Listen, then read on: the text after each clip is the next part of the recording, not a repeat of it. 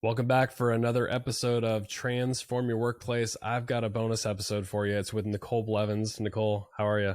Hey, I'm great. Excited to chat with you today. I always love our chats because we Me tend to geek too. out on stuff. We nerd out and it's awesome. Yeah, Yes. and this one we're really gonna geek out. I know. I'm particularly excited about this. I've like sprinkled little nuggets into other episodes about Chat GPT, Yeah, and the AI stuff, AI. Yeah. because it's gone completely mainstream. And I want to tell a little story, and I do want to hear how you started using it or how you learned about it.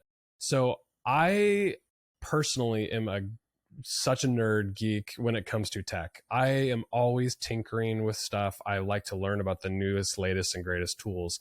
I have my tech stack for marketing and what I do. It's probably like 40 tools deep. I'm not joking. I have subscriptions to pretty much everything imaginable that helps me with design, copywriting, editing, you name it, right? So Yeah. I'm trying all sorts of stuff. I heard it was back in, I think it was October or November. I had seen a TikTok video, somebody inputting a, I think it was a calculus question from like a high school test into Chat GPT. And at the time, I didn't know what it was. And it was like, look at this chat tool. So this guy put in the question with the multiple choice answers and then asked it. So like basically copy and pasted it into the chat tool and then Yeah. said, prompted it, This solve it, show problem. the work, Yeah. and then give me the answer.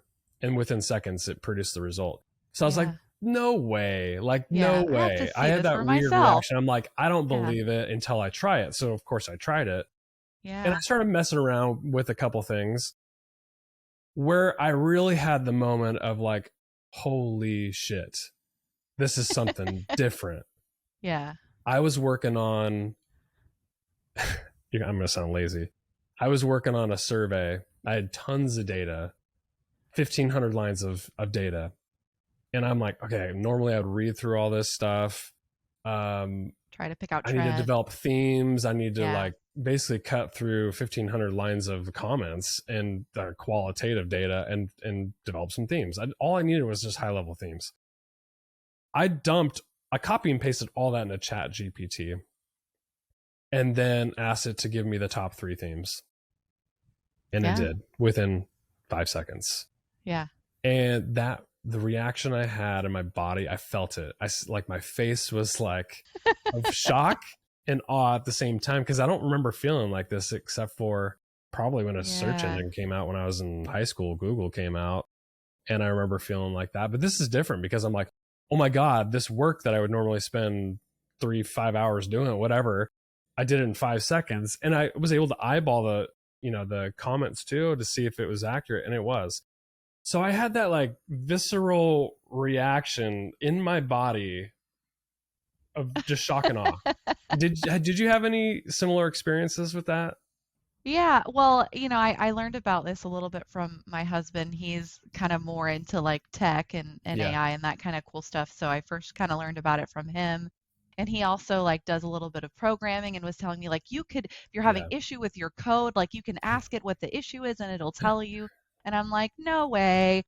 Similar to you when first hearing about it from someone else or just seeing it, I was like, there's no way. I've got to like see this for myself.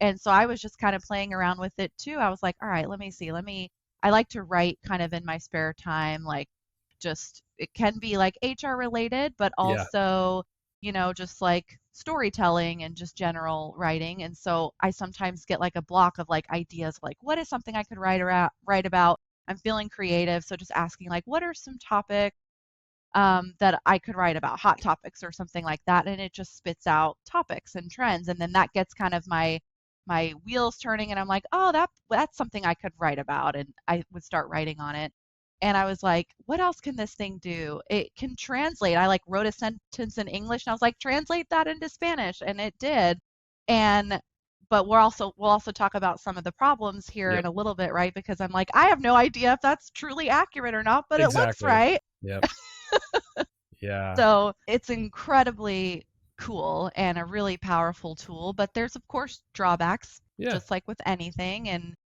people definitely need to be careful. So I want to get into the positives first, and we'll get into the negatives Yeah. and the downsides, because there are a lot of them. I mean, personally, how I'm using it for what you just described: idea generation, title generation, outlines.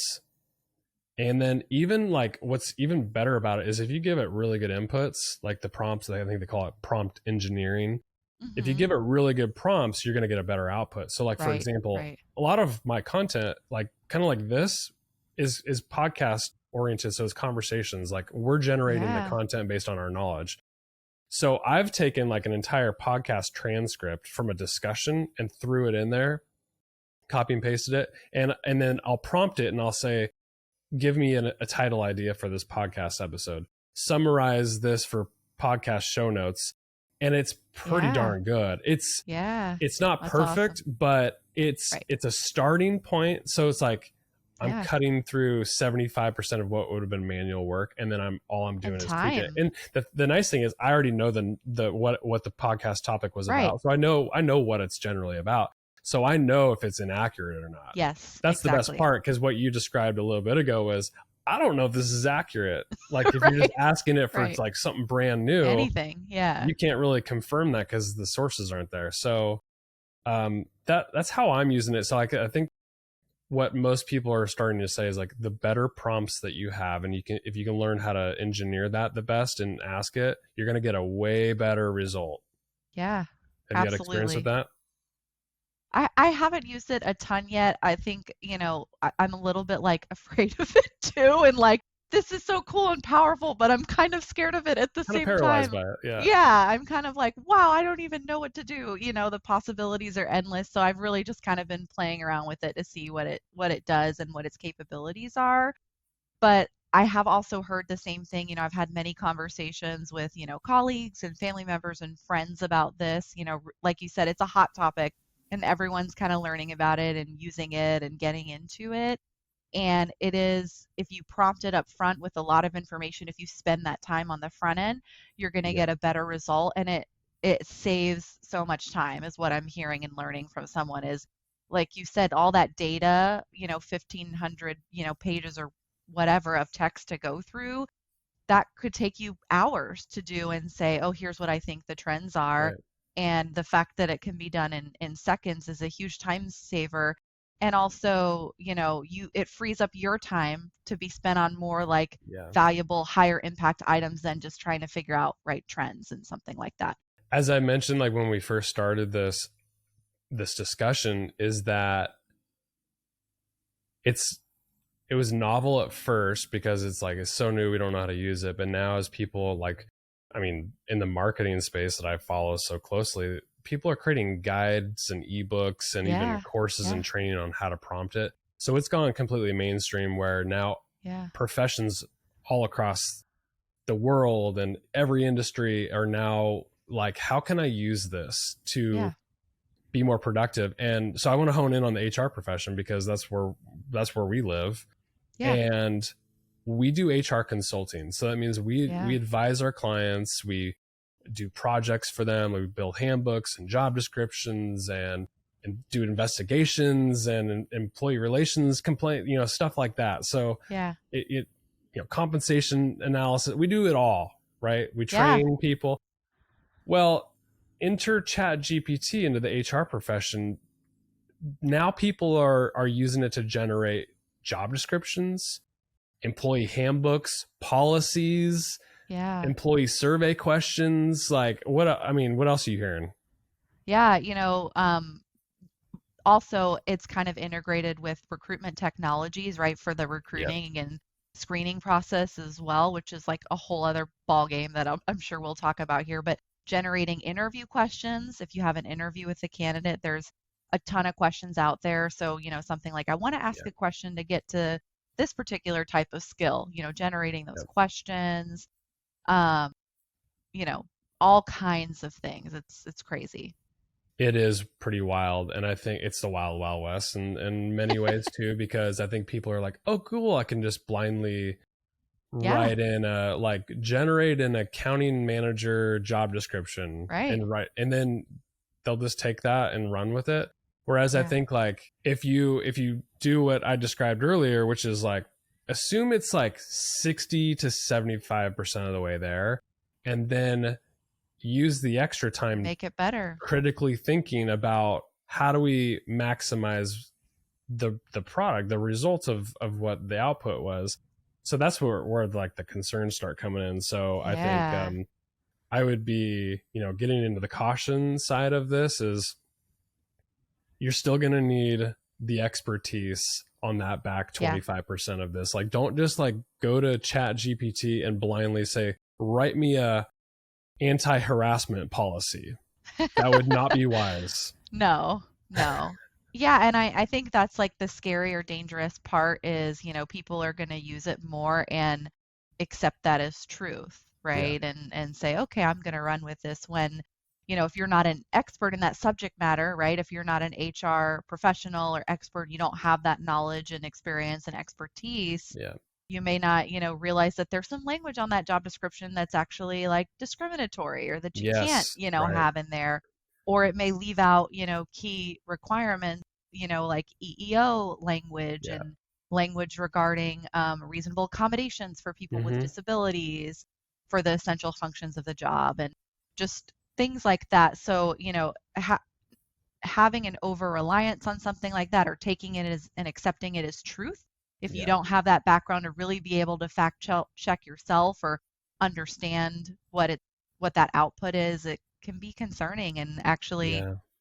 do the opposite of maybe the helpfulness you Right. thought it would bring. Yeah. What's interesting about the HR profession, and this is probably true of other professions too, but as much as the HR profession, it can be black and white from a like The compliance perspective law. because laws are Yeah. written a certain way. How often are you living in the gray? I mean, because you might have a situation come up with an employee complaint or something, and there's Yeah. probably like four different paths that an employer You can can take take. with that, right? And Yeah. so you're sort of like using, like, I'm just putting words in your mouth, Nicole, but you're probably using your past experience and expertise plus Yeah. everything that you've learned in all the curriculum and education, because you've done a ton of education. You got a Yeah. master's degree, you got the SHRM Yep. certifications, all that. So you've got all that plus your experience. Yeah. Chat GPT Doesn't has have that. whatever is input into the system plus whatever people are typing in. So it doesn't have the experience component unless people are dumping all that in and it's learning based on responses. So that's what I Yeah. say with all of this is it doesn't have the expertise experience lens in any of these responses. Yeah, and those types of conversations are so like nuanced and complex, right? Because every situation is different, right? In terms of the performance concern or the employer relations issues or whatever's going on. And then there might be multiple different options like you mentioned, but also it depends on what like the industry of the client is, kind of what direction maybe they might want to go, or their level of risk tolerance of the organization, or just a myriad of other factors that a quick technology or AI is not going to be accounting for in their head, or not going to know from prior industry experience of dealing with those similar situations what that Mm-hmm. will look like. So it can go in so many different directions based on so many different factors, and it really needs to be a conversation to Yep. figure that out. Let's hone in on a few more problems with this. I am cautiously optimistic about this tool, by the way, and just Yeah, what AI can do overall. I've seen benefits to it, so I'm not sure. poo-pooing this. Whatever, Right. lack of a better term. Totally. I think it's an amazing technology, and I think it's going to Yeah. make us all more productive and better off. There are some problems that I see, Yeah. and I want you to respond to any of these that come up. Sources and plagiarism. Sources don't come up. So if you're asking for certain information and it might give you something back that's very specific and maybe factual, it's not sourcing where it's coming from. Right. So Yeah. then you're like, okay, well, am I using somebody else's content? Yeah. Like, where did this content come Where did it from? come from? Because I know, like in Yeah. the image space, this is coming up. So like tools like Midjourney and Dolly, they are basically taking art from Yeah. the database, and it's using like And creating like new art. Yeah. yeah, it's like people people created art, and it's taken all that into account and spitting out whatever you prompt it with. And so that's like, I think it's plagiarism. Plagiarism. Yeah, for sure. It's certainly, yeah, it's definitely a form of plagiarism. And just like, thinking of like kids in school too, like utilizing this Yes. technology. I remember having to write a lot of different papers and things like that in school. And we did not have this type of technology, but, being No. young and naive, I could totally see someone being like, my paper, like, let me go in here. Oh, look, my paper's done, right? And then there's the concern of, did you learn from that? Did you actually, do the work to set yourself up for success and really get it to what the purpose of that assignment or that activity was to Yeah. get you to learn? Inaccurate information is something I worry about too, because it even says, I think in the fine print somewhere, is like, all this is all the training information for ChatGPT was pre-COVID. So that means Yes, right. 2019 and earlier is what it has Yeah, information on. Means current news, current, like maybe yeah, scientific findings that it didn't know about before.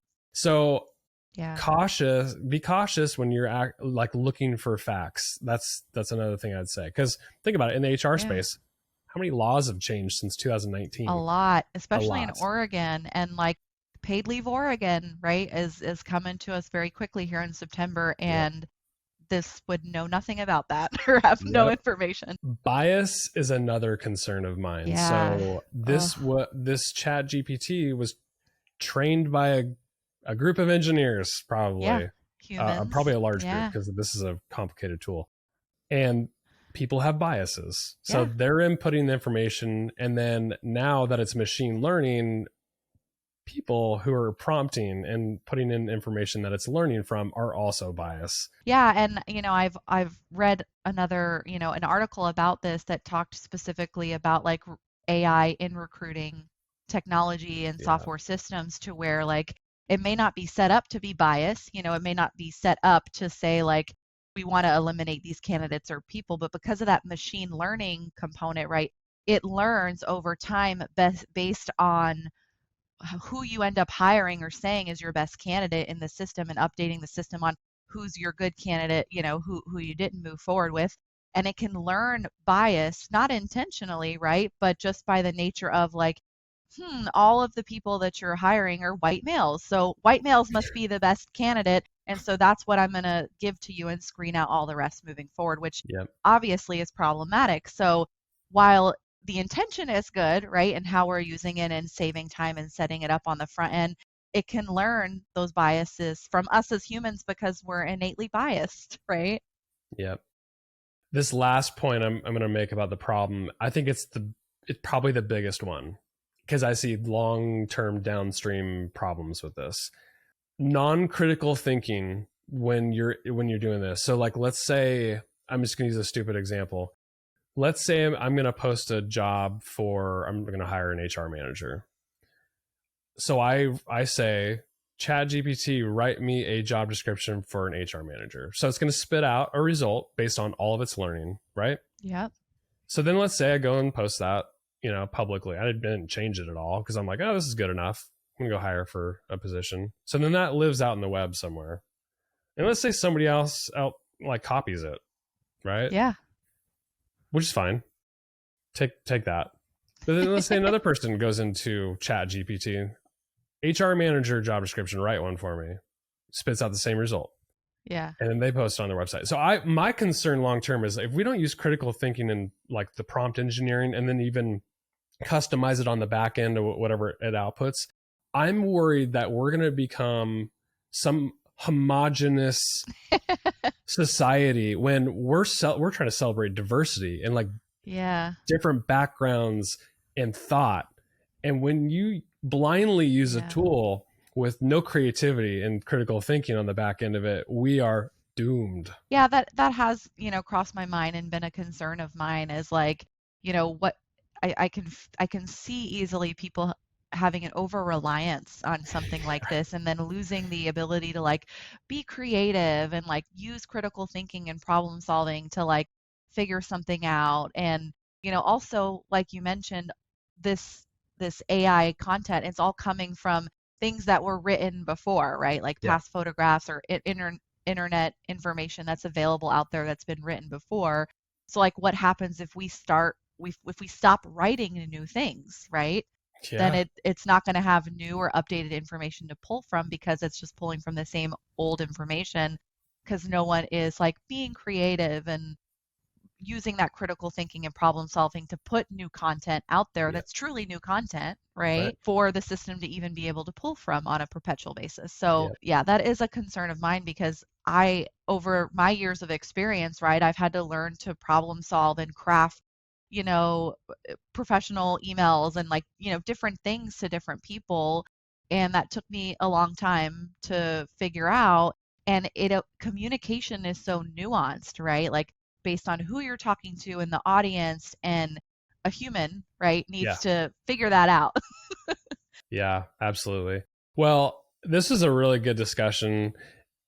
The story's not over on this one. This is just Right. beginning. So Yes. I want to keep this door open to keep talking about this because it's going to infiltrate every industry. And Yeah. I'm curious what happens in the HR industry. My prediction is that all these technologies, so these big platforms, we're on a platform called Prism that we use for all of our payroll processing. Yeah. Um, third party tools like applicant tracking systems, performance management. I bet you all of them start to integrate AI somehow into Yeah. their technology platforms. Yeah. And then, you still need someone to, be able to run and develop that and be a control, right? To keep it in line and make sure we're Yeah. checking those references and being accurate and considering bias and all those things we've talked about Yeah. today. Nicole, this has been a lot of fun geeking out with you Yeah. on ChatGPT. Anything that you Yeah. want to say just in closing? Just be careful. Have fun, but be Have careful. fun, but be careful. Yes. Yeah. Yeah. Chat GPT responsibly. How about that? Yeah, there you go. All right, Nicole. Thanks so much. All right. See ya. The views, thoughts, and opinions expressed are the guest's own and do not represent the views, thoughts, and opinions of Xenium HR or the host, Brandon Laws. The material and information presented on Transform Your Workplace is for general information and educational purposes only. Xenium HR or the host, Brandon Laws, does not necessarily endorse any guest, their business, or any organization they represent. Discretion is advised. Please work with a trusted advisor to find a custom approach that fits your organization's needs.